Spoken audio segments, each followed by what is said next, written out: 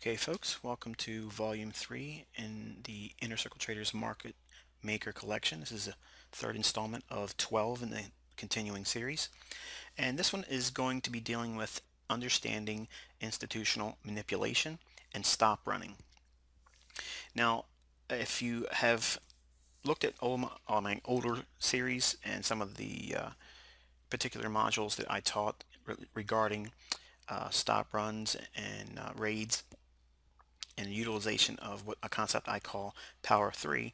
We will be revisiting that in this particular module, and we're going to be focusing on true day. Okay, what is true day? True day is a concept that it outlines or gives the framework to the overall daily range and how the dealers work within those specific time frames. We're going to be talking about the implications of that and the blending of True Day and Power 3 together to give you a more clear view as to what's going on a daily basis in the marketplace.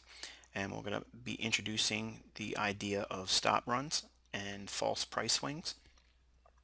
And we're going to be building on the framework that leads us into the next two installments where we start dealing with a lot more specifics as to how stop raids are utilized, how they are set up before they happen. You'll know exactly when to anticipate that occurring, and if you happen to miss it, how you trade with it on the left side of your chart. In other words, how do you use it if you've missed the opportunity, or if you were an unfortunate loser in a particular setup that you had taken action in. If it stopped you out, how do you go back in and take advantage of the raid that you were unfortunately a participant in?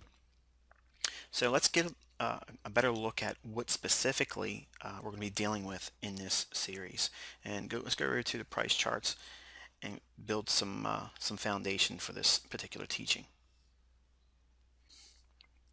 Okay, we're looking at the British pound versus the US dollar, or what we commonly refer to in Forex as the cable. Okay, I want to ask you a question, and this is going to be more or less framed on the basis of what we shared in the first and second installment of this series. And I'm going to ask you, we outlined the idea that in the middle of this 2014 time frame, we had a pretty significant high placed in the British pound USD pair. And we talked about the framework that led to being the catalyst for that high in the marketplace and the subsequent low in the dollar index in the first of this video series. And then in the second installment, we were talking about further details as we utilize these higher time frame macro principles. Okay, now we're going to take it even one step further, really going to give you the understanding to build the framework for you as a developing trader or someone that's been doing it for a long time that just doesn't have the consistency that you're looking for, or you actually have intermittent consistency, which is typical of uh, moderate length of time in terms of trading. For those that have been in the markets for a while, you still may not be as consistent as you'd like to be. This particular module is actually going to be a supercharger, okay, for those that aren't familiar with some of these concepts. They're absolutely unique to me, and I think you're going to be very blessed by it. And I want to ask you a question looking at this chart.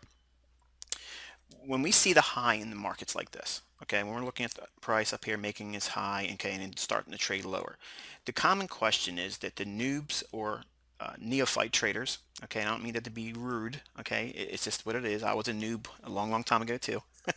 The looking at charts like this, I was always intrigued with what was the catalyst that led to these moves like this? Because my understanding is this, and it's probably along the same lines as you as a trader.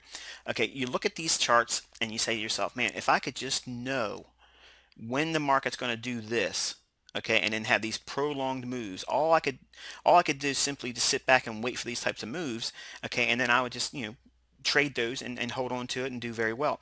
And I would agree with that.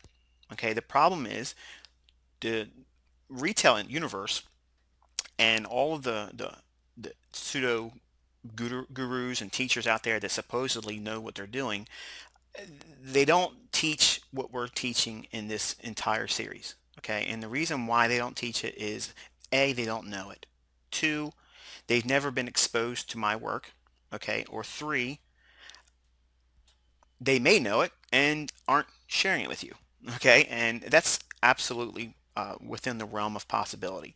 So I'll leave you to decide which one your particular guru is, or author, or teacher, okay, that you haven't had exposure to, which one of those three camps he or she resides in. Either one, okay, you've been left in the dark as it relates to this type of information. And I can assure you that if you're blown away by this installment, you're going to get absolutely knocked out completely, okay, with the subsequent, five installments behind this one. Okay, so knowing that in advance, and I know there's a whole lot of build up, as we're talking here, and you just want me to get right into it. I just want you to understand something. This was the beginning foundational turning points for me to be consistent. So a lot of folks will email me over the several last 4 years or so, really, since I've been specifically teaching only in Forex. 1998, I was in commodities trading. Okay, I didn't have as much feedback then, and I wasn't really readily accessible then as I am now in the Forex industry. So I get a lot of feedback via email, 300 to 400 emails on a daily basis. So there's a lot of, you know, correspondence I get and questions. And the number one reoccurring question is, how do I know, or how can they, as the emailer sending the inquiry to me, how can they know with certainty that a particular move is underway? And I will say this: I don't know with absolute certainty that a move is going to ensue. Okay, I never, no one never does that. Okay, but I can give you the highest probable conditions where those moves that we anticipate, where they will reside and how they'll occur. Okay, I may be off by one day, okay, in terms of a higher time frame turning point. Now, again, I'm saying this with the understanding that I do not want you believing that you can go in and pick major tops and major bottoms on a consistent basis. You don't need to do that, okay? But once you start seeing these major tide changes, okay, on the higher time frames, it gives you the confidence to work within that overall directional premise. Okay, so a lot of folks will ask me, how do I know if the day's going to be up or down? Well, I really never know that for certain. Okay, but I'm going to give you again the framework to know how you have statistical odds that you can look at and go back over your charts and look at it. Okay, and study it on your own. Don't take my word for it. Don't let me just give you the examples in this video here.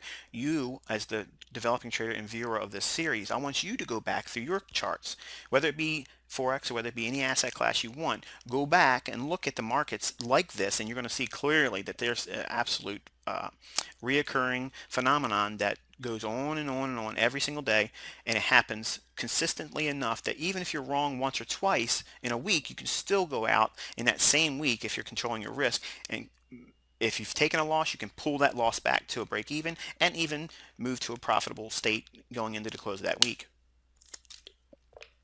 Now, because we are looking at the higher time frame premise like this, and we're looking for the overall institutional order flow on a higher time frame, what we're looking for is this major move higher or major move lower. Okay, but how do we know when we can anticipate those types of moves, and then what do we do once they occur? What should we anticipate seeing as a result as these moves take place in the marketplace? So what is it we're looking for? Well, obviously, looking at this chart, we can clearly see